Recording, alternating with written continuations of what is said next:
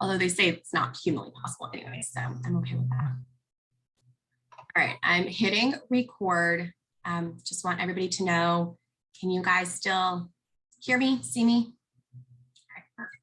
So welcome everybody to our October Lunch and Learn, Walking the Talk, Talking Psychotherapy Outdoors. My name is Olga Marable. I am the Director of Outreach for Fusion Academy. I host these free lunch and learns every single month with new speakers. For those who are not familiar with Fusion Academy, we are a private school, 6th through 12th grade, so middle school, high school, specializing in one-to-one education. So one student, one teacher in the classroom setting. We're also famous for our homework cafe, where students get homework done during their school day at school. And it's also part of their social emotional learning, where they get to hang out with their peers on campus. We are a full-time, part-time school, as well as offering tutoring support. So that's a little bit just about Fusion for those who aren't familiar. I want to go through some very quick housekeeping before I pass it over to the speaker. So one, like I said, this is being recorded. I will send everybody the recording link probably on Monday, along with the PowerPoint that Nick is going to be going over. I will also send the recording to those who registered and weren't able to attend, because I know life happens. I don't want them to miss out. But if you do want to turn your camera off because you don't want to be part of the recording, I completely understand. Please do keep yourselves muted throughout the presentation, so that way we are not distracting the speaker, but we will get to the end with Q&A section, and that's when you guys are definitely welcome to chime in. Please also rename yourself in that little box that you have with your name. If you can do your first name, last name, so that way I just know what to call you if you do speak out. The chat, it will remain open throughout the entire presentation, so you are welcome to collaborate and network throughout the chat, share your business, your contact information, yourself as a resource. The presenter will not be monitoring it, so know that he will not be replying to the chat, but I will be. So if you want to private message me at any point as well, you're welcome to. We are going to leave the Q&A for the end. But if you do have questions throughout the presentation, feel free to enter them into the chat too. I will be tracking the questions and saving them for the end. If there's maybe one or two through the presentation and it's appropriate, I might pause Nick just to ask it right there in real time. But do keep your questions appropriate, not too personal. Again, this is being recorded. We just want to respect everyone's privacy. So I want to do a little quick icebreaker. I want to know who's here and get to know you guys, get you guys to get to know one another. So in the chat, I'm going to give you a minute. Type in your name, the company you work for, or your title, or what you do, your contact information if you want, and here's the fun part, your favorite Halloween costume.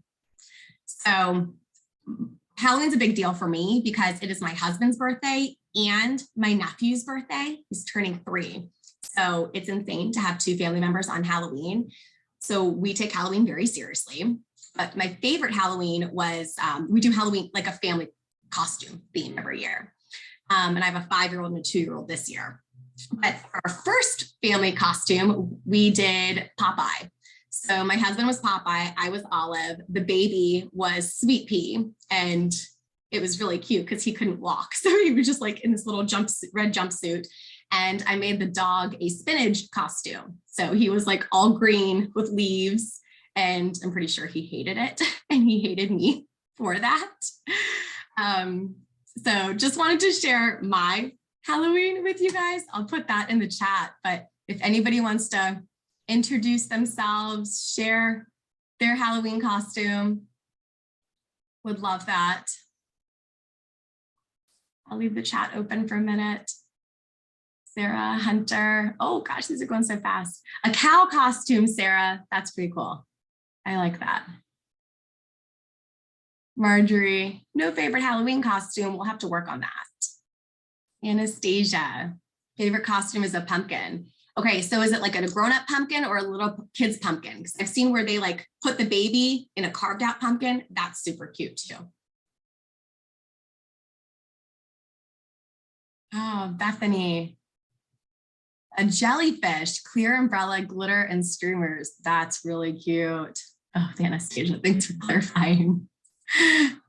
Maddie, let's see. Favorite Halloween costume was an ice cream cone with a cherry hat. That's really clever. I think the homemade ones are always the best. I'm not that creative. Mine are literally always store-bought, like every year. I need to get on the homemade costumes because I think they are best. Mother Goose costume. Claire, that's really cute. Thanks, you guys. Thanks for sharing these. I appreciate it. Thanks for humoring me, and a rabbit costume. I just think it's so cool, all the creativity you guys have. Really neat. We'll keep putting those in the chat. Keep wanting to hear about what you guys have planned for Halloween. Today's speaker is Nicholas Searle. I'm going to let him introduce himself. So without further ado, Nick, take it away. I'm going to stop talking. Thank you very much. Hi guys, my name is Nick Searle. I am an LPC. I've been working in Virginia as a therapist for about 10 or 11 years now. Thank you everyone for joining me today. It's awesome to see so many people kind of interested in and learning about the outdoors and how that affects therapy. I guess just a little bit about myself first. I did psychology as my undergraduate and then clinical psychology as my master's in the UK. Came over to the US in 2011 and did a bunch of extra schooling with George Mason so I could get my license. And during that time worked as a home-based therapist. Did lots of kind of out of the home work then, even though it's in home just for privacy. And that's kind of where I started seeing kind of some of the ways that exercise and getting outdoors could play into therapy. So we'll get going. So some of the things that I'm hoping we can cover today. So what is walk and talk therapy and how might it be helpful to my child or my client? I know we've got some parents in today, as well as a bunch of therapists and psychologists and things. So hopefully I can make it a little bit useful for everyone. How is our mental health impacted by the outdoors? Kind of what benefits does walk and talk therapy have for a bunch of different diagnoses? What are the neurological impacts of walk and talk therapy? So why is it helpful? How is the therapeutic relationship changed outside? And then how can I try walk and talk therapy and what challenges may I encounter along the way? Alrighty, so starting just a little bit of like where I got interested in exercise and therapy and mood and things. So back when I was in university, doing my undergraduate degree, I managed to persuade a bunch of my friends to do a psychology study with me, which was looking at the effects of exercise on short-term memory, phonemic fluency, and mood. So basically I managed to talk about 15 of my friends into taking some tests, going for a 30-minute walk outside in the British wintertime, and then coming back and taking the tests again to see what would happen. And we were successful in some ways. We did find that short-term memory was improved. People were less confused. For those below average verbal fluency, it definitely brought it up to a higher level. The prospect of exercise when the weather is awful and it's cold and wet definitely was not good for my friend's mood. And one of the key results that I didn't write about was that I ended up having to buy them lots of beer and pizza to make up for all of the troubles that I put them through. But the impacts of exercise kind of on our mood kind of got me thinking back then. And up until this presentation, it wasn't really something that I'd really thought about in terms of kind of looking at studies. So doing this presentation has been a really interesting way to get back into looking at why I'm doing it. You know, why is exercise important? Why can it be helpful? Okay, so obviously, even though I'm going to be talking about walk and talk therapy today, there are lots of other kinds of outdoor therapy. So there's walk and talk, which is kind of doing therapy on the move. One of the things I was reading about while doing this is fishing therapy, which the National Health Service in the UK has just started adding in to help treat depression. Equine therapy, so bringing horses into the outdoors. There's a lot of good evidence about the regulation that can kind of come along from being with a horse and the coping skills that can be learned with that. And then as well, wilderness therapy, so kind of taking walk and talk therapy to a bit of a new level, and actually being in the outdoors for kind of longer periods of time that might take the place of kind of a residential setting. So even though we're going to be looking at walk and talk today, please know that there are lots more ways of getting in the outdoors than just that. So one of the things that I found across all of the studies that I was looking at, you know, from the wilderness therapy to the equine therapy to the walk and talk therapy, no matter the kind of therapy, it seemed to be that the natural environment was really, really positive and kind of a key factor in that. So I was able to find a study from Arnestead and Warburg, just kind of supporting that nature definitely has a key role in this. Okay, so but does therapy actually work? Is one of the questions that I sometimes get asked by parents. You know, if you work with my child, or if you work with me, is it going to work? Are you actually going to see anything? Me as a therapist, I always want to be able to back up why I'm doing what I'm doing. One of the things that my first supervisor kind of drummed into me was, if I'm sitting in a room doing therapy and she jumped in at any second and I don't know why I'm doing what I'm doing or why I'm talking about what I'm doing, I'm off track. And it's my job to kind of get back on track. And I think learning about evidence-based practices and looking at the research behind it is a really great way to keep myself on track and ensure that me as a therapist is doing things the right way. So obviously with evidence-based therapy, we want to ensure that our treatment is guided by data. So anything we're doing, it's kind of backed up by studies. Doing that hopefully keeps our treatment safe, consistent, and cost-effective. Hopefully it complements our clinical expertise. I'm sure everyone out there who is a therapist or psychologist, they have their own skills that they bring to it. And an evidence-based practice should kind of complement that and bring something to that. It should also provide us with a really great framework to start with. I know when I was just starting out as a therapist, it's a pretty terrifying and scary thing to be involved with. And having some kind of an evidence-based framework to kind of start from at least is a really good growing point, especially for early therapists. It also ensures that we're staying ethical with our practice and hopefully staying up to date with research that's going on around us. Again, I will thank Olga for the opportunity to do this, because doing this has definitely made me do my research and look at, what's the research saying about walk and talk therapy? Why is it important? So I'm hoping that doing this presentation has made me a better clinician as well. Lastly, I found just a little quote that I thought was kind of a cool way of looking at things. So evidence-based psychotherapies are more appropriately considered as a map of potential routes, with the practitioner determining which treatment path to take based on the unique history and presentation of the client. So one of the things with this, obviously, we know from working with our clients that there is no black or white way of doing things. Yes, there's evidence-based practices that we want to take from and we want to follow, but being too rigid and being too firm can kind of set us up to fail. So using that as a map of where do we want to go, we're going to use our expertise, I think is just a really good starting point. Definitely, this is not a be-all, end-all things. There's definitely some drawbacks to evidence-based therapies as well. But I just wanted to kind of look at some of the positives and kind of set myself up for looking into what the research says about walk and talk therapy. All right, so I'm going to start with mood disorders and how exercise in the outdoors can kind of play into those. We're going to look a little bit about how exercise in the outdoors impacts them, the neurological impacts of it, and then going to talk about each diagnosis a little bit and how I think it plays into the outdoors. I decided to start with mood disorders because it's something I've seen a huge increase in just over the last 18 months, just with the craziness that's been going on, the isolation, people feeling stuck at home with stressful family lives. So this is where I chose to begin. So Xu et al. Found that exercise significantly improved both physical and psychological areas of life in those with depression. Maram backed this up and found that a CBT program, while CBT is great, it's a really good evidence-based practice, when we add exercise to that, it was definitely more effective than just the control group of the therapy alone. Mata et al. Looked in even more detail about that and found that there was kind of a dose response effect on that, and how the more intense or the longer duration of therapy that there is, there's actually a more positive result there. One of the things that I did notice while doing this is that some studies support higher intensity, some studies support lower.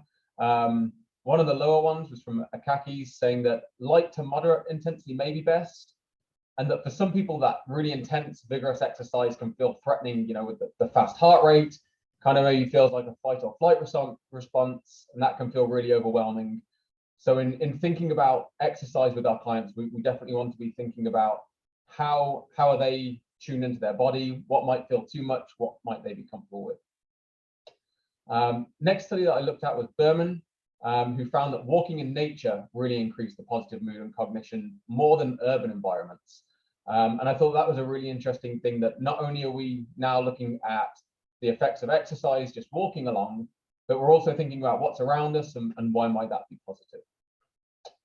Milo looked at a study with bipolar depression, and again found that exercise was really helpful in improving the quality of life that some individuals had. One of the challenges, again, seems to be some ups and some downs of these studies, was that Sylvia et al. Found that exercise that is too frequent or too intense can actually make the manic symptoms worse. So we want to be thinking about our clients. If someone goes from being fairly sedentary to working out 6 days a week and going for long runs, that definitely could be more of a negative than a positive. So hopefully from some of these studies, we're seeing that being outdoors and having some exercise is definitely helpful for people with mood disorders. If you want to do your own research, I definitely encourage you to look into it, because there's lots of stuff backing it up out there. It's a really interesting read. So then I thought, this is the research that says it's good. In terms of the brain, why is it good? What's going on there? So one of the studies I found from Lynn, they looked at adolescents who were struggling with depression, and they found that there are lower volumes in the anterior cingulate cortex. And they found that this area is really important to neurocognitive function, reward learning, and decision making. And one of the interesting parts of this area as well, it also links closely to our social functioning. So in those who were depressed, this area was a lot smaller, suggesting this area is maybe not working quite as well as it could be. So they stuck their adolescents on an exercise program for 12 weeks, and they found that after this time that area actually increased in volume, and they also saw some positive changes in depression symptoms. So kind of linking this area of the brain to exercise and the positive changes that are going on there. The next study I found was Cotman, Birchtold, and Christie, who looked at brain-derived neurotrophic factor. Try saying that 10 times fast. I've been practicing all morning. And they found that when people exercise, this level of BDNF increases. And the BDNF is a molecule in the brain, and it's really, really important for neurogenesis. So the brain forming new neurons, new connections, as well as the survival and growth of neurons that are already existing in the brain.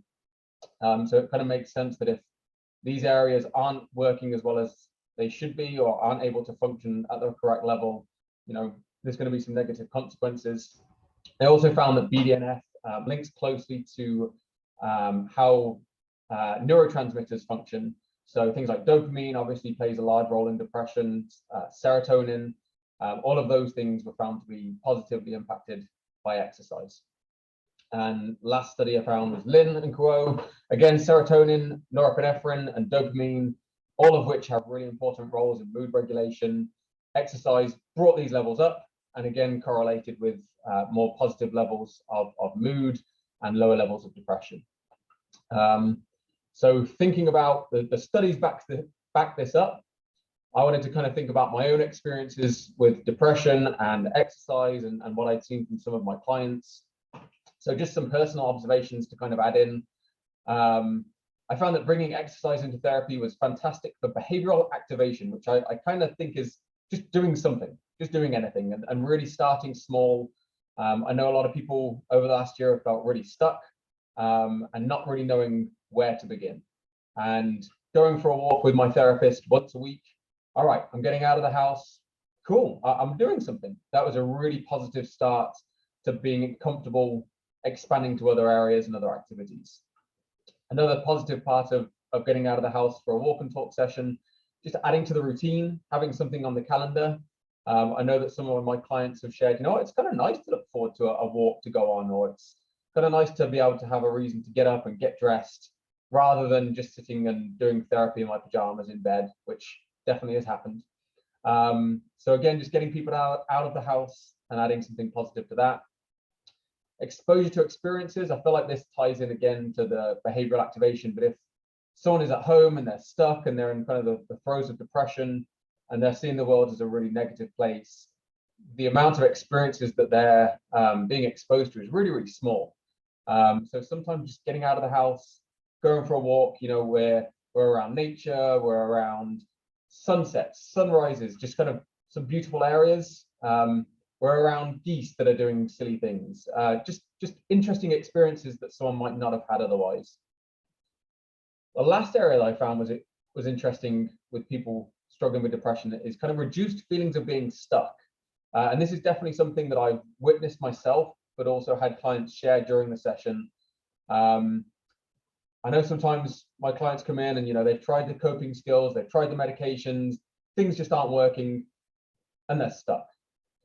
And sometimes sitting in a therapy session in an office or on a computer and someone's feeling stuck and there's, you know, minutes of silence, and that feels stuck, and I feel stuck, and they feel stuck. And one of the things that I found really helpful is, you know, when we're on a walk and talk, even though you might be stuck emotionally, we're still on the move. And clients have shared that even though they're stuck, still being moving in that moment makes them feel a little bit less stuck and makes that stuckness feel a little bit less negative.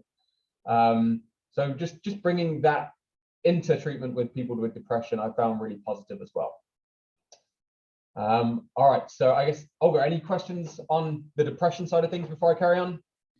Yeah.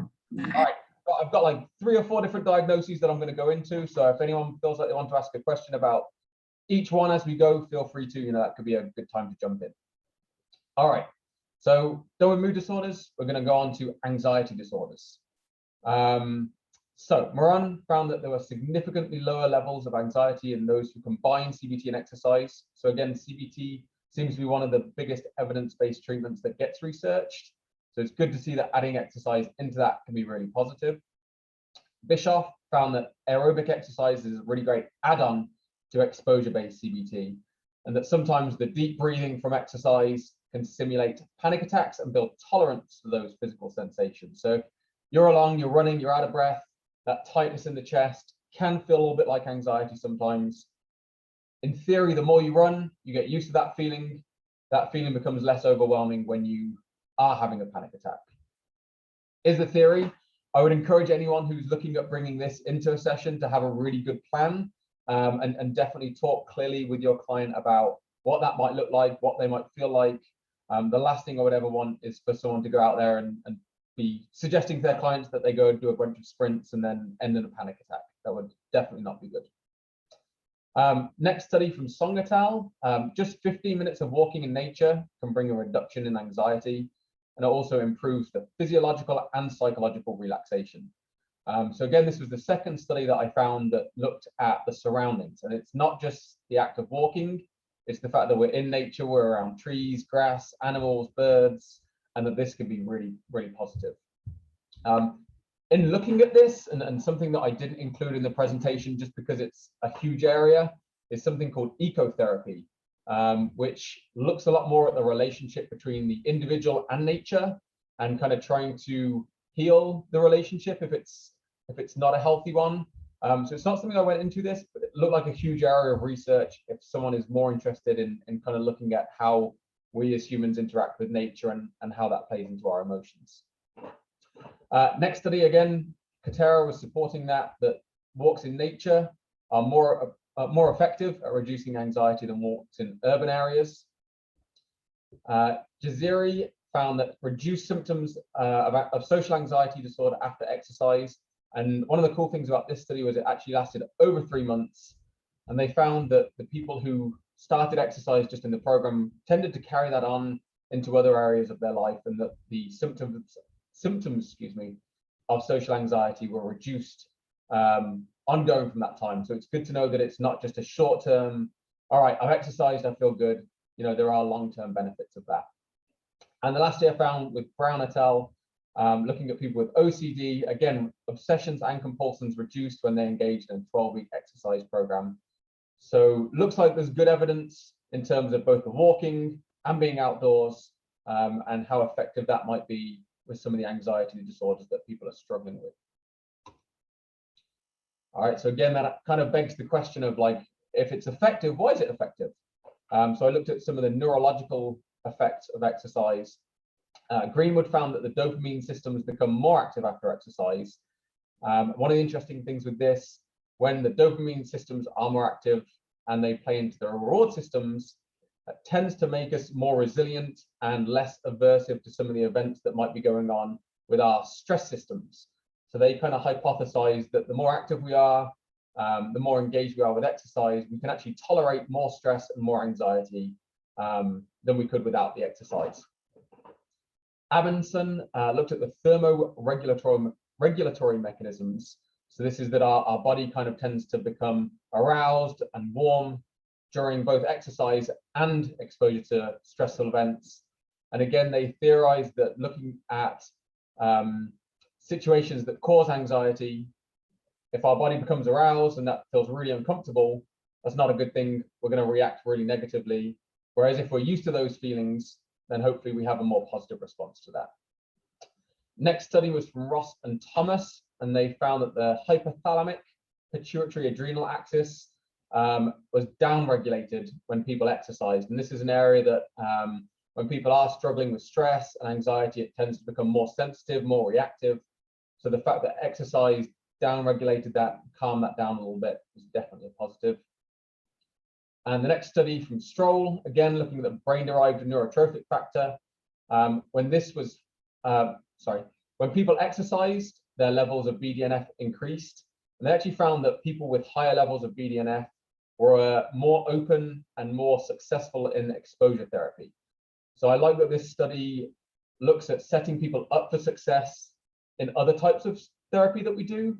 So maybe encouraging our clients to go for a walk before a therapy session or going for a run the morning of a therapy session can, in theory, have some positive effects. So we've got lots of studies kind of supporting the benefits of exercise in the outdoors with anxiety disorders. And it definitely looks as though it's having some positive effects on the brain. So thankfully that supports some of the things that I've seen and my own experiences. So again, I found walk and talk therapy with people who have anxiety disorders. It's a really great place to engage in exposure therapy. Because we're outside, we're maybe around different situations that they wouldn't encounter kind of in the therapy office. That definitely gives us more range and more expression to be able to see what really feels uncomfortable and manage it in the moment. One of the big challenges during the last 18 months of the pandemic, obviously, is people have felt really uncomfortable getting out of the house, being around people. And I know for some of my clients, I was kind of the first person that they saw outside of family members. So with a lot of people, just being able to have those discussions of like, hey, you're meeting with me outdoors. Yes, we're wearing our masks, but no, what does that feel like? What's going on in your body? What's going on with your thoughts? What's going on with your emotions? And then kind of keeping that up over time. And I really feel like, especially with some of my school age clients, having those regular contacts and getting out of the house, I think that helped with some of the transitions back into school. The next thing that I've seen with people who struggle with anxiety disorders is that there seems to be a lot of reduced pressure on these walk and talk sessions. And as we're walking along, there's not so much pressure to kind of give the eye contact, to be looking at someone, to be talking about these sometimes really challenging subjects, that they have reported just feeling more comfortable. I'm sure some of you other therapists who are in the room right now have probably had similar things where you have someone come into the office and they kind of almost shrink on the sofa because it's an uncomfortable thing to be looking at someone. It's a scary thing. And from my side, if there's anything I can do to make someone feel more comfortable in sharing what's on their mind and working on those coping skills, and walk and talk therapy is one of those things, that's definitely a win. The next thing that I think is really, really great to bring in with anxiety disorder is some mindfulness. Being outside, we're going to encounter things that are stressful. I remember being outside a couple of months ago with one of my clients, and we're just kind of walking along and noticed gradually that he's kind of stepping over every single crack on the sidewalk and kind of going out of his way to make sure he doesn't go over certain parts. So again, that was a moment of like, hey, like, what's going on here? What's this feel like? And it turns out, this is something that comes up in school as well, and he has to take a longer route. And this is something that we definitely would never have encountered in the office. And even if he had shared in the office, like, hey, I'm kind of stepping over cracks, that's a very removed situation from actually being on the crack and then being able to kind of talk about those feelings, come up with some coping skills and kind of challenge those things in the moment. The last thing that I've got in terms of anxiety disorders is being able to kind of make it a value-driven exercise. So I tend to have a lot of clients who, they want to be exercising, they know exercise is good for them, they feel like it's important, but God, getting out of the house is like scary sometimes, or it's hard sometimes, or it feels overwhelming. And doing that with someone can really help them ease into these positive habits. And I've definitely had more than a few people say, oh, I went for a walk for our session and got back home and felt like going out again. So again, it's about bringing some of these positive habits into their life, and just making therapy kind of a really positive environment for them. All right, I'm going to move on from anxiety. Olga, any questions? All right, we're good. Okay, so the next one, the next diagnosis I chose to look at is ADHD, disruptive and impulse control. And again, I guess the diagnoses that I'm kind of covering today are definitely the ones that I tend to work with most. So I apologize if I'm not covering some of the diagnoses that you tend to work with. Hopefully that's something you can kind of do your own research into and have a little research around. So Fleur did a study with students in a school, and he divided them into two groups, one with 30 minutes of cycling, one with 30 minutes of board games. And they found that there were significant changes in the disruptive behavior of the kids that had 30 minutes of cycling, and that they were much better behaved, more cooperative versus the board games group. Medina kind of backed that up and found that there were significant improvements of confidence, vigilance, and impulsivity when people had been engaged in a high intensity treadmill exercise versus stretching. So again, I like that these studies are kind of thinking about the type of exercise that we're getting. And again, high intensity for ADHD may not be the same kind of thing that someone with anxiety or depression needs, but it's good to be thinking about what's best for our clients. Faber and Kuo found that a walk in the park, so again, being in nature, resulted in improved concentration versus urban areas. So again, nature seems to be playing in here. Through my research, there seems to be so many different reasons. I didn't want to write any down because there were so many different theories as to why nature may be so important. But again, if any of you are thinking of doing walk and talk therapy, it definitely seems to be that the nature side of things is more effective than walking in downtown DC or in downtown New York, something like that. Next study is from Hoser.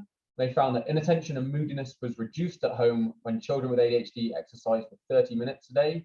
So again, thinking about what kind of habits we can be setting up for our clients to help them be more successful at home. Kang found that there was a positive correlation between sports activity and improved attention symptoms, cognitive symptoms, and social skills. The last study that I thought was really, really cool, and I definitely wanted to include it, from Eng et al. They found there were no harm or side effects in any of the 30 studies that they looked at with exercise and ADHD. I guess the reason I include this, I know from speaking to my clients and their parents over time, often they go the medication route, and there's so many strange side effects sometimes, obviously not with everyone, but the appetite changes, or they get some weird side effect, or it changes their mood, or they don't feel like themselves. Knowing that medication can have some weird side effects sometimes, however, exercise has no side effects. I thought just that could be a really helpful add-on, and also a safe place to start for some people. Just in terms of adding that into their daily life. Not to say that ADHD can't be helped by medication, certainly not to say that everyone should just exercise instead of taking meds, but just that it's a really safe way to go. Okay, so again, I want to start looking at the effects on the brain the effects of exercise on the brain in kids with ADHD, disruptive control, and impulse control. Got a little picture of my adorable little, well, he's now 8, he's less adorable, but in this picture, he's about 4. I just thought it was a cool picture to throw in as someone who maybe not very happy. So one of the studies I found from Ma, norepinephrine, dopamine, and serotonin levels all increased from exercise. And the dopamine levels are really important in maintaining normal motor and cognitive functioning in the brain. And it's also really important in executive functions and impulse control. So again, if we're bringing levels of these neurotransmitters up, and that has a positive effect on the brain, that is definitely going to be a good thing for our ADHD or impulse control clients. Hillman et al. Found that increased levels of serotonin and endorphins followed exercise brought mood up and also improved their levels of attention. Lastly, Archer and Swayzer, that's a tricky one, found that again, increased levels of brain-derived neurotrophic factor, BDNF, after exercise really helped with impulse control, executive functioning, working memory, and positive affect. And they found that in individuals with ADHD, those levels of BDNF tend to be a little bit lower, suggesting hopefully again that bringing those levels up through exercise can have a really positive effect. All right, so again, looks like the studies are pretty positive on how exercise and being outdoors can play into ADHD. So I wanted to throw in some of my own personal observations. So the first one that I found is really awesome is in the moment modulation of energy. So one of the places that I go walking, there's a big, huge steep hill that they use for sledding in the winter. And the number of kids that see that hill and the first thing they say is, can I run up it? Can I go? Can we go? Cool, let's go up there. So we go up that big hill. And it's a great way to look at their energy levels and how much energy they've got that day and how they're feeling. And sometimes they're fast paced and sometimes they're slow paced. One of the things that I really enjoy doing with that to tie into the second point, we run up the hill. All right, my heart's pounding. I'm really excited. Whew, well, that feels cool. But now I've got to talk. So, all right, my body's all excited and I've got all this energy going on. What can we do to regulate some of that? So in that moment, we say, right, we can take some breaths or we can keep walking around, but maybe a little bit more slowly. So we're looking then at how the body plays into our thoughts, our emotions, as well as just how excitable people can be. And I think that's just a really important skill, because I know a lot of the time kids with ADHD or impulse control, you know, they've got to be in their seats, they've got to be calm, they've got to be sensible. And that's a difficult thing to ask of some of these kids. So if we can practice learning those coping skills, learning those regulation skills in the moment, that's a good thing. The next point that I found, which I feel like is kind of a sad one, but I wanted to add it in because a few people had mentioned it. A few people have said it's easier to be good when they're outdoors. And when I kind of asked about that, they said, oh, you know, when I'm in the therapy office, I've got to sit still and I can't touch things and I've just got to be there and everything's, oh, I've just got so much energy and I've got to sit still. Whereas being outdoors, like, oh, I can run around a little bit. I can run a few steps ahead. I can run back. I can show you the football move that I did in my game the other week without being told off. And for some of these kids that I work with, that is, I feel like, really freeing. I also feel like it really changes the relationship that I have with them, that I'm not saying, you need to sit on your seat. You need to sit still. It's like, yeah, go run 10 steps ahead. Go for it. You can sprint there and back. Sure, how about it? So again, it's giving them permission to be who they are and comfortable with who they are, but we're also learning skills in that moment to help them when they might not be able to be exactly who they want to be. The last thing that I wanted to add in is being able to teach life lessons in the moment. This is one of my cool, proud therapist moments, which I wish I could repeat every single day. And of course it doesn't happen, but I'm going to hold on to it while it does. So I'm there. We've gone fishing with one of my clients who's got ADHD, full of beans. He's had a busy day in school, so he's got lots to let out. And he's there, he's trying to catch a fish and he's casting his rod out. And every time he casts his rod, hits the water. And of course, all the fish run away, they're terrified. So we kind of say, hang on, let's just pause for a moment. And this kid really wants to be a ninja. So we've been practicing our ninja breathing to be quiet and calm like a ninja. So I said, let's just pause for a minute. Let's see what happens if we can kind of calm our energy.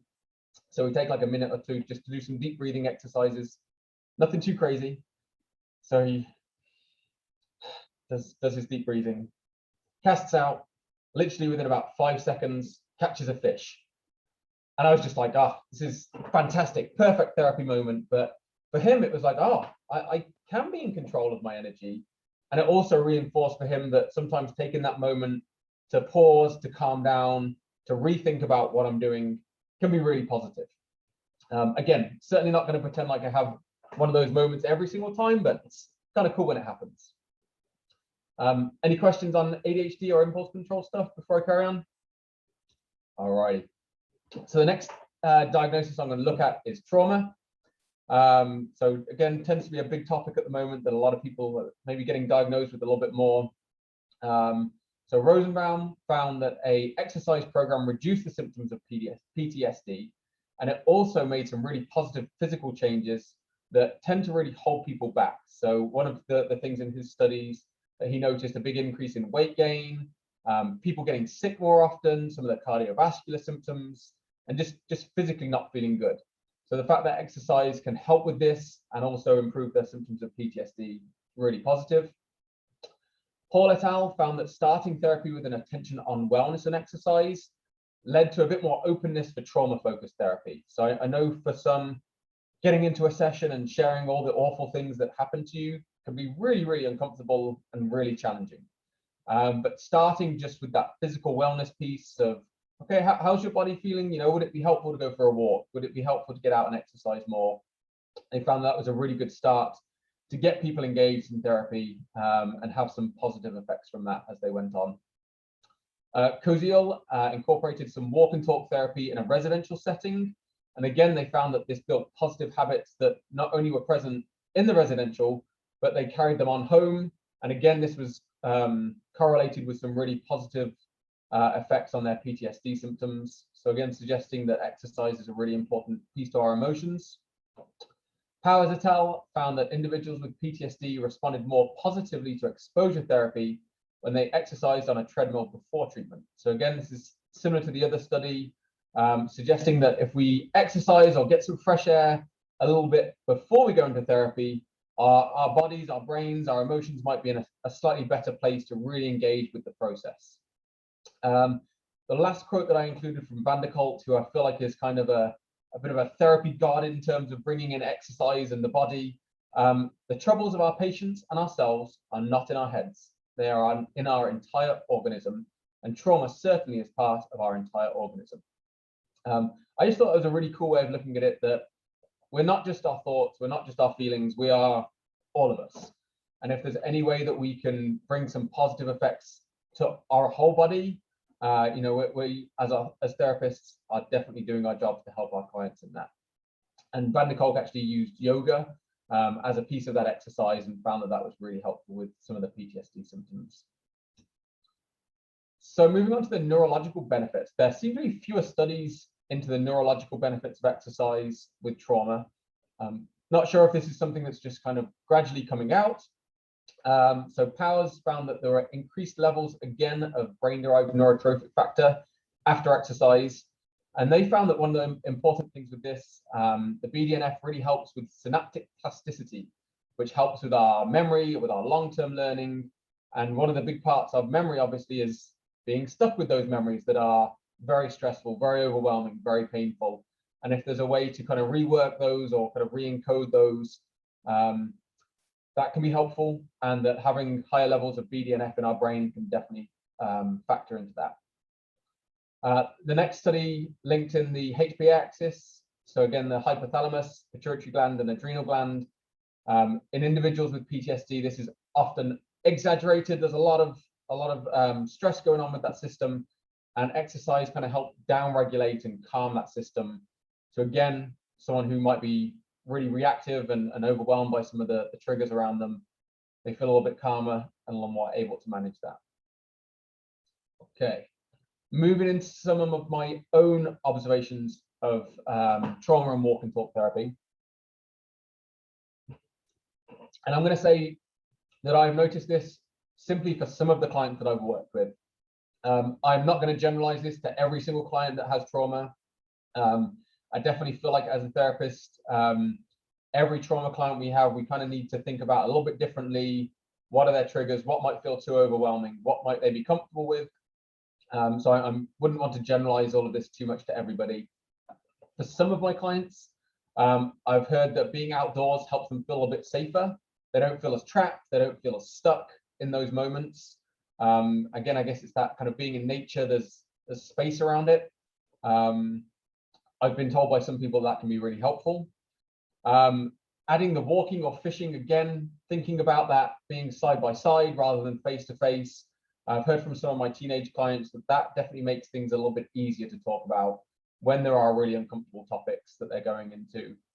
And one of the things I found is, even though we might start kind of walking alongside each other and not looking so much, or fishing alongside each other, as we keep talking about those topics, there becomes a little bit more comfort with them until, you know, we are able to have more of those face-to-face conversations and really do the work that needs to be done.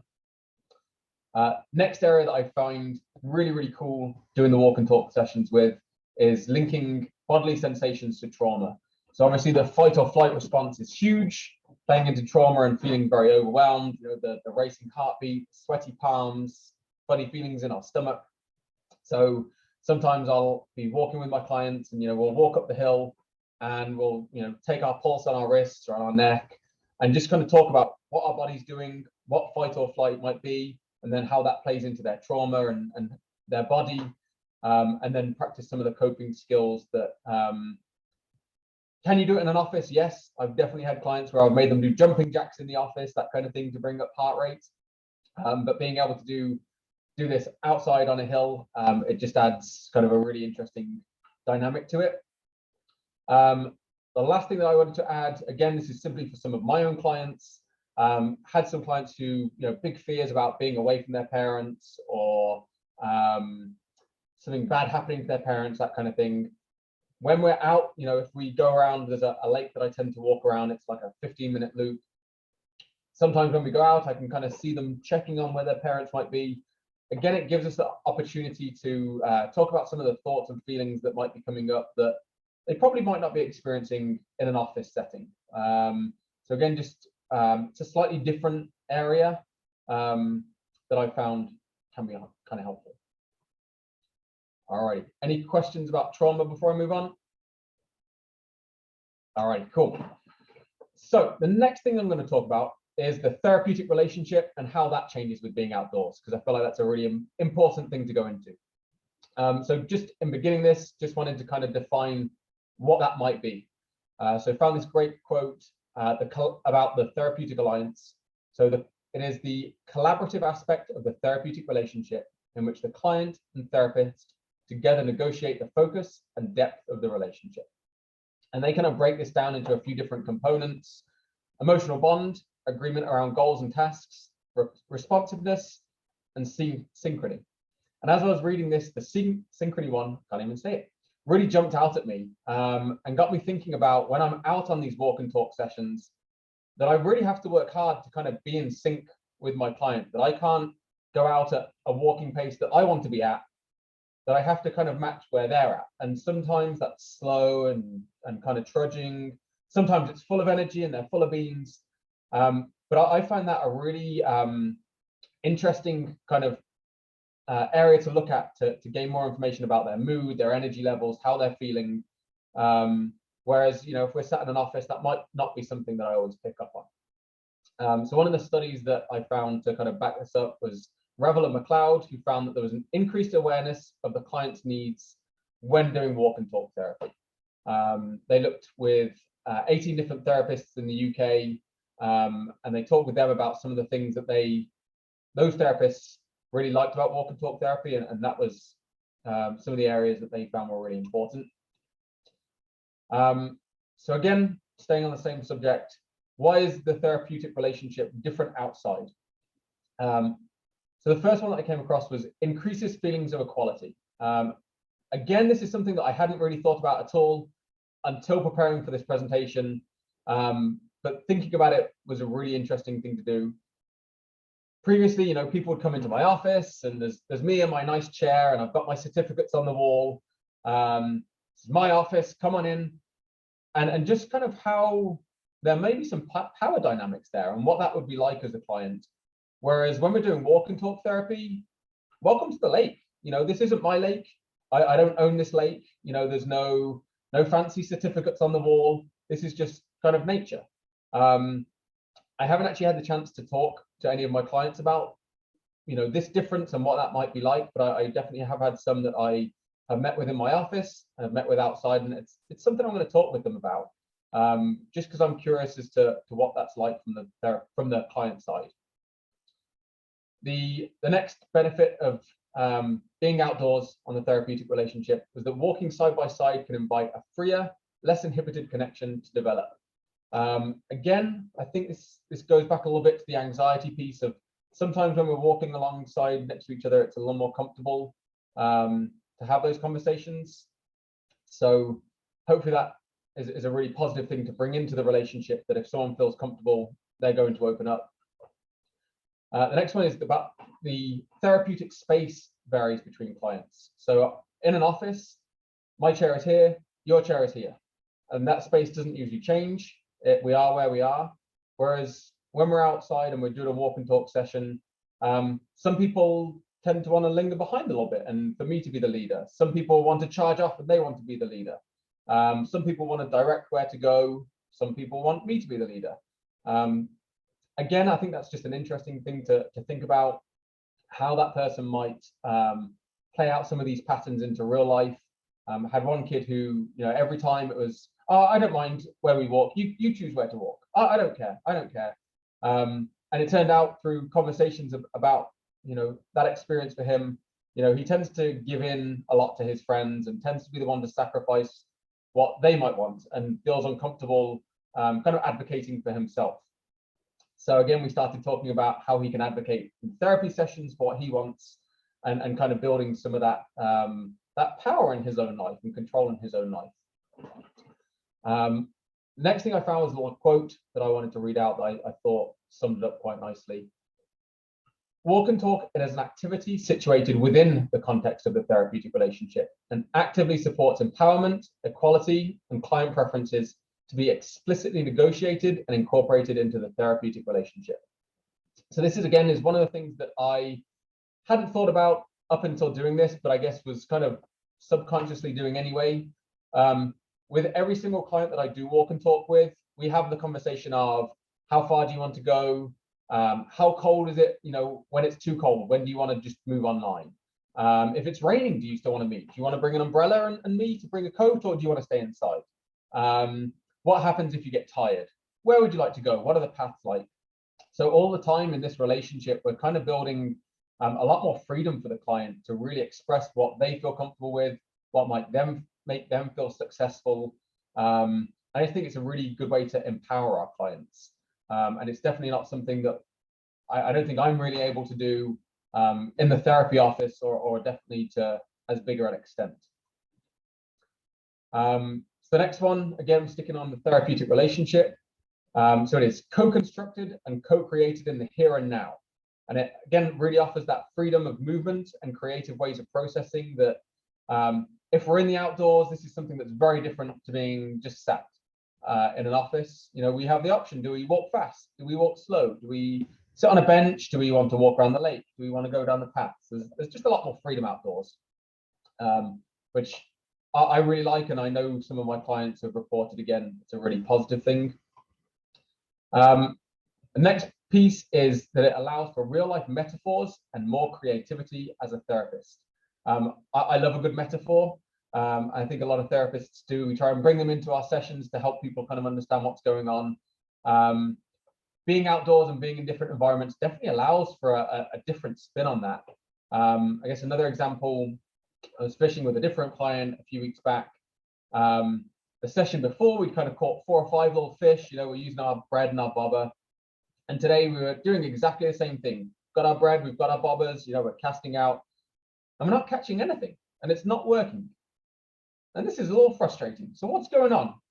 And we kind of had this conversation around, like, sometimes in life, you can be doing all the right things, and you can be doing things that even worked last week, and you might still not be successful. And I think that was just an interesting conversation to have with my client, and linking that to real life. You kind of said, yeah, there are times where I feel like I'm doing the right things and it doesn't work out. And then still being able to have the hope to come back next time and being able to try it, or to discuss, okay, well, this didn't work. Maybe we can try something different next time and see what else we can do. Again, an experience that I never would have been able to have in the office. Would I have been able to use metaphors? 100%. But being in that moment, adding something that is a real life metaphor, I felt was a really powerful moment for that client.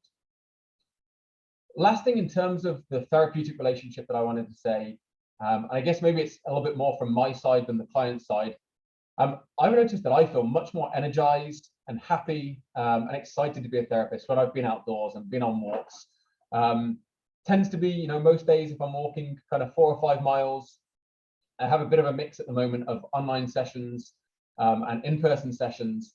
And I've really found when I come back from a walk, I sit down to my computer with my next client and I feel really good. And this is something that, plays on into other areas of my life. Maybe I feel a little bit more patient with the kids, have a little bit more money or a little bit more energy to kind of do my own exercise that evening. So I feel like for me as a therapist, it's definitely put me in a better place emotionally and energy wise so that I can really offer and give back to my clients. All right, so obviously this all sounds wonderful. There's evidence behind it. There's good things about the relationship. It's good things for different diagnoses. It might not all be plain sailing. There definitely are some challenges, and I wanted to cover those, not in too much detail, but just a little bit so that people were aware of what they might be kind of walking into. So one of the big ones is weather. It's definitely kind of got in the way of some of my sessions. One of the quotes that I really like and tend to use with them is, "There's no such thing as bad weather, only unsuitable clothing." I say that for myself. Again, I'm big on clients having the freedom of what they're comfortable with. I would never force anyone out in the cold or the hot. So having those conversations beforehand of, you let me know when it's too hot to meet today. You let me know when it's too cold. If you'd rather be at home under a blanket in your room, I completely get it when it's 30 degrees outside. Same if it's 98 degrees and 100% humidity. One of the things that I have said with people as well, snow, I feel like we just need to cancel the session. Everyone should have a snow day, even though we can meet online. One of the ways around this, obviously we talk about it beforehand of what might happen. I have to keep an eye on the weather. I tend to reach out to clients, the morning of or the night before and just say, hey, it's not looking good tomorrow. What would you like to do? And again, giving them that kind of power and control over their own therapy and their ability to make that decision, I feel like it's a really positive thing. Next challenge that may be encountered, thankfully I've not had this yet, but elopement. I know I've got some clients who have run away from schools or run away from home. It's a pretty serious issue. I want to make sure for all of my clients, if we're going out somewhere, especially if we're going out where your parents might not be able to see you on a longer walk, I want to make sure we're safe and I don't want to be chasing some kid through the woods. So I really try to be proactive about this, talking with the parent, talking with the client about what kind of things lead to you wanting to run away. Let's make sure we kind of avoid those, or we have a plan to deal with those emotions if they do come up. Definitely thinking about areas that are higher risk. The places that I tend to meet tend to be away from traffic, so it's not too busy. There's one location which tends to have a little bit more traffic nearby, and I would probably not want to be meeting with one of my clients who has a higher chance of eloping there. Just it might not be safe. Again, goes back to being as proactive as possible rather than being reactive. Having the parent's cell phone number, knowing that they've got my number should we need to reach them, and just feeling comfortable in my own skills that if something should come up, we can kind of deal with it. Next one is health concerns. So obviously we've looked at all these mental health conditions. We know that mental health doesn't only affect our thoughts and our feelings, it can have a huge effect on the body. There are definitely some of my clients who, might have injuries or illnesses that might make it so that they don't feel comfortable walking and talking, or that it's too difficult for them to do. Again, we'll talk about that beforehand. How far would you like to walk? I've got some clients who can rock out 3 miles in an hour-long session, and they feel great. I've got some clients who, we walk maybe a quarter of a mile, and then we want to sit for half an hour, and then we'll finish the other quarter-mile loop. Kind of at the tail end of the session. So again, just bringing in that client's individuality, what works for them, what's going to help them feel successful, and making sure that they are ready for whatever goes on. I definitely have clients sign a waiver before our sessions. I don't want anyone suing the pants off me and that going really, really badly. There are risks in this scary Loudoun County area. Might you trip on a stone or walk across a cricket that makes you jump, something like that. I want to make sure that we're taking as much safety as we can to keep everyone healthy. Next one playing into that is just injuries. Never actually had anyone injure themselves yet. I've had to warn a couple of kids, the big hill that we walk up and do the heart rate exercises with, they kind of want to run down, and I'm not always comfortable with letting them do that because, you know, there's potholes. Should anyone fall over, obviously I've got a first aid kit in the car, got to stay up to date with first aid and CPR training, and I know the local area, I know where the nearest emergency room is, should anyone trip over or should anything really bad happen. The next thing to think about is kind of drive time and coordination. And I feel like this is maybe one of the biggest challenges or biggest negatives with the walk and talk therapy, depending on where you are and where you do it. The two locations that I tend to meet at are about a 6 or 7 minute drive from my house, which means if I have an online session that finishes at 12:45, I've got 15 minutes to have a snack, get a drink, jump in the car, drive that 6 minutes to meet the next client. And sometimes I'm kind of chopping and changing during the day. So keeping in mind, if you want to do walk and talk therapy, you know, where are you going to meet? Where is that location? Is it going to work in terms of your time to drive there? I know in the Northern Virginia area, there's a lot of really beautiful places that I would love to meet at, but it just doesn't make sense with my time, with my schedule. It's just not feasible. The other thing to think about is how far the client might have to drive. I tend to have a lot of people around the South Riding Aldi area, which is great, but I've had a few that, you know, they turn up for their session 15 minutes late because there's been bad traffic, that kind of thing, and that can kind of put a bit of a dampener on things. Next one is coordination between clients to ensure privacy. Sometimes when we're doing online sessions, I can kind of chop from one, finish at 12:45, go straight into the next one at 12:50, raring to go.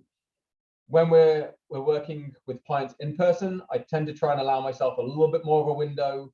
I did have a session where one client session ran late and another one turned up super early, and it turned out that they just so happened to be best friends. So they both turn up in the parking lot and they're like, dude, how's it going? And, you know, meanwhile, their parents are kind of stood slightly uncomfortable and not sure exactly what's going on. So we all talked about that and figured out how to avoid that ever again. All of my clients, I want them to have privacy and comfort with the session. I guess another point to add in terms of privacy, a conversation I have with all of my clients, if we're walking around and we happen to see someone that you know, what would you like to do? I've had some clients that say, I don't care, I'm just going to tell them you're my therapist.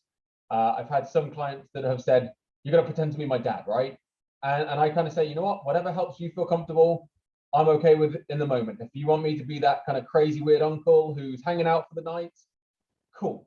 If you want me to be your therapist, whatever you're comfortable with. If you want me to say something, stay quiet.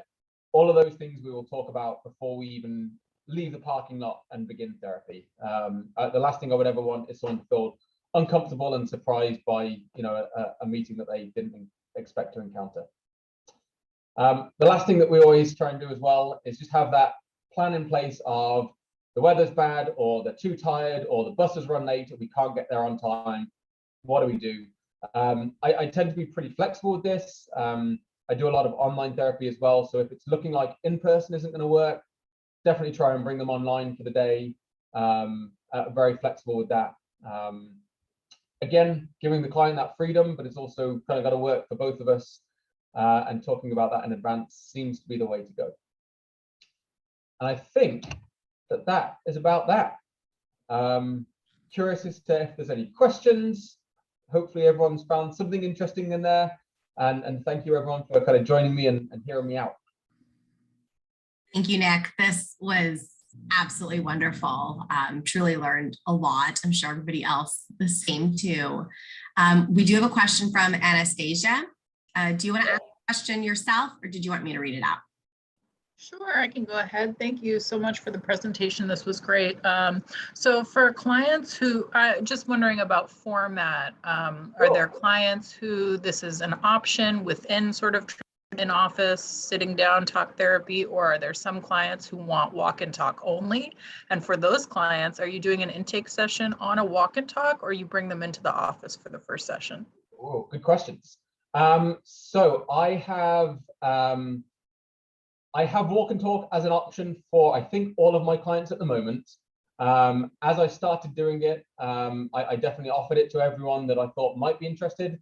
Some have kind of said, no, I'm good. I'm just going to stick online. Some have kind of taken me up on the offer. Let me think. I do have some that I exclusively see walk and talk. With winter kind of coming up, I have had a few people that kind of say, you know what, even though we're walking and talking now, I'm okay with online if it gets really bad weather or if it's really gross.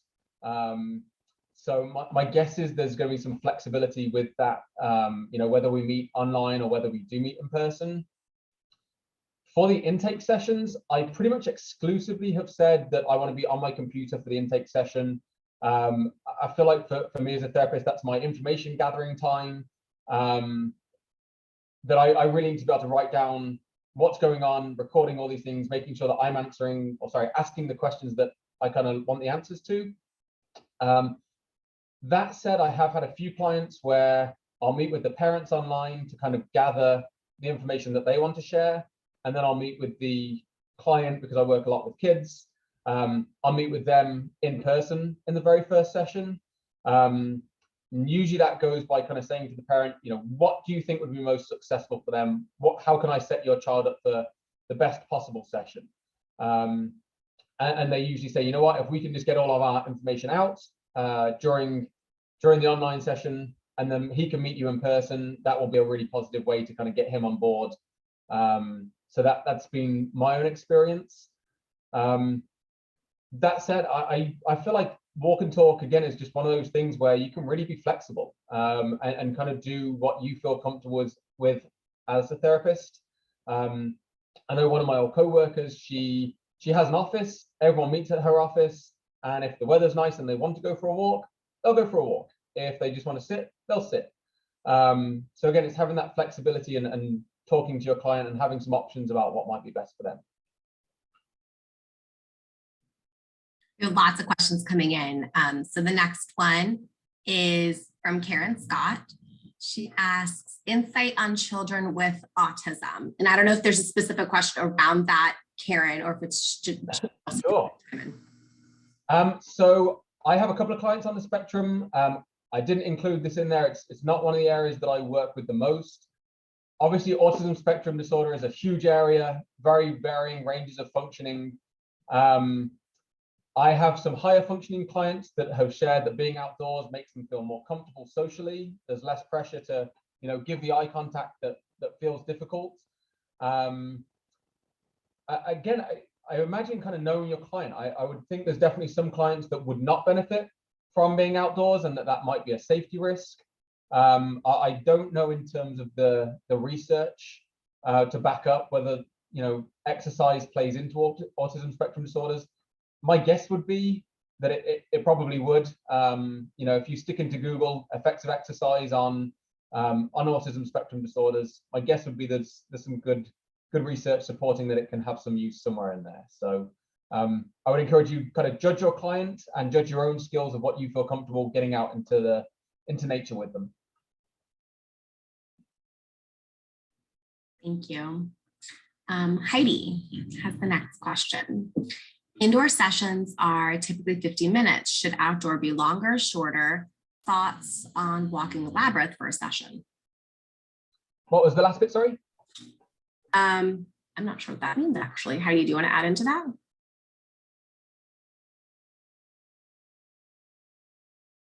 She has thoughts on walking the labyrinth for a session. Walking a labyrinth? Yeah, I'm not sure what that means. I'm not that Heidi. I'm a different Heidi. But a labyrinth is, as far as I know, right? Some people will have kind of pathways they put on their ground that, right, might kind of like, you picture those like little mazes, you know, people do with their hands. They have it literally on their ground, and it's supposed to be, okay, you know, yeah, very like a very grounding kind of experience. So rather than walking to somewhere, you're walking within this labyrinth. That sounds cool. I've never heard of that, so can't kind of speak to my own experience, but that definitely sounds like a really interesting thing to do with a client, and maybe processing the thoughts and emotions that come up while you're kind of walking, and you know, maybe especially some of the kids, if there's any problem solving involved. You know, that frustration tolerance piece could be really interesting there. In terms of session length, I keep all of my sessions around like the 45-50-minute mark, whether I'm online or in person. With the walking, again, I have that flexibility. I have some that will walk the entire time and they're good. They love it. I have some clients that want to walk for, 5 minutes of it, and then we'll just kind of find a bench somewhere and we'll just kind of sit and relax. I haven't done longer sessions. I have read online that there are hikes, especially that groups can go out on, like therapy groups that go out and do kind of 3 or 4 hour kind of workshops together, which I really like the idea of. It's not something I've incorporated myself yet, but definitely something I would love to do in the future. I could definitely see that going on some of those longer walks and some of the walks, maybe around more intense areas, slightly bigger hills, mountains, that kind of thing. I could see that being a really interesting thing to go through with the right kind of client as well. And Heidi Hill and Heidi Mort Green, who originally asked the question, if you have any resources on the walking labyrinth, you want to pop that into the chat, that would be really helpful too. I can disperse that to everybody else. All right, next question is from Mike Ryan. Is it possible to provide us the waiver for a client to sign? Do you have to update your liability insurance as well that you walk and talk? Sure. So I can absolutely add that into the presentation. I actually found one through, I think I just went into Google and put walk and talk informed consent. It's a fairly basic form, it kind of just says like, I'm not liable if you trip over a rock, trip over this. Obviously we're going to take all kinds of precautions to ensure that you are safe. But yeah, I'll email that to you, Olga, as well, and you can add that onto the email that you send out. What was the other part of the question? Sorry. It was, do you have to update your liability insurance? That's right. I called them and let them know, and they said that I'm already covered, and thank you for letting them know. I guess it was just a normal part of their thing. I'm with CPH Associates, if that changes anything. I would definitely call your insurer just to double check that before heading out and then something negative happens. Thank you. And Elizabeth McCarthy, I know your question was kind of on the lines of that. I don't know if that answers your question. Not exactly, but it does help. It was a great question and a great answer. Mainly about how to bill insurance companies. I've heard that if you bill insurance companies and you put in the location that you're walking from, that is legitimate. Oftentimes they ask for a location. And so I just wanted to see if you could speak to that, and if that you've had any billing issues, or if you don't work with insurance, how you bill. Sure. So currently I'm just doing private pay. I give all of my clients kind of a super bill at the end of the month that has the diagnosis, all of the billing codes. I have had clients be able to submit them to their insurance company and actually get some of the money reimbursed to them. I'm fairly sure the address that's on there is my company's PO box, which obviously is not a location that I would actually be doing therapy from, but I'm not directly linked with the insurance company. I have read similar things to kind of what you're saying, that if you start at the therapy location, that is the address that you're running things from. I read some other things online that as long as you kind of start there and you finish there, anything that kind of happens between is fair game. Again, I'm by no means an insurance expert, so we'll definitely encourage you to check with any insurance companies, before doing that, to ensure that you still get paid. Sure. Thank you. No problem. These are such good questions coming in. This one's from Claire. Would you be willing to work with clients who have brain injuries? These are multiple questions, Nick. I need your listening ears. All right, I'm focusing. What is the age range you will work with? And I would love to have you available as a resource for our clients, children who have brain injuries. All right. Start off, I will say brain injuries are not my area of expertise. Depending on the struggles that are going on, I guess if it's, you know, learning the coping skills, the emotional regulation piece, obviously being outdoors, building those skills, I feel like is appropriate to a lot of people. I'm going to say I would have to speak to the individual and kind of do an assessment on what would be most fitting for them. I have had a few clients who kind of suffered concussions and have had some difficult symptoms going on there. So that would be a piece I would be, you know, if you want to email me after this, that would be fantastic to kind of touch base with you and hear a little bit more about that. The youngest that I currently go down to is 5, and I currently go all the way up to mid-40s. Obviously, the 5-year-old is kind of individual therapy. Sometimes we do parent-child therapy. Again, having that flexibility with the parent. Sometimes the parent will join us for the first lap of the lake, which is like 12, 13 minutes. You know, we'll do our parent-child check-in. And then the next 2 laps are kind of the skill building or working on some of the challenges that might be going on. Obviously, it changes a little bit with age. The older kids, it's just more of getting out there independently. I do try with most of my clients. My own personal belief as a therapist, if I'm working with a kid and I'm not speaking to the parent somewhat about what we're doing, I feel like I'm kind of missing a big part of the improvement that could be made. So I usually try and take a few minutes either at the start of the session or at the end of the session, just to kind of check in with the parent and say, hey, this is what we've worked on, or this is what we've been talking about.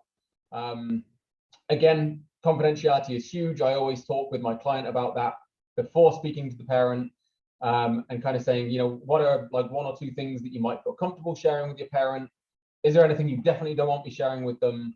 And again, really engaging them in that process of, you know, your parents are a huge part of your life. How can we make them something that helps things rather than makes things worse? Did I answer all those parts, Olga? Yes, you did a great job. Way to focus. And Anastasia put a link for a labyrinth locator. So resource is in there. I threw Nick's email address in there for anybody who wants it today. Like I said, I'll send a follow-up email with the recording and everything, but just so you could have that. And there looks like there are some locations in Virginia. So there are some nearby. And let's see. That's all the questions I see for now. Does anybody else want to pop in with questions you didn't want to type into the chat?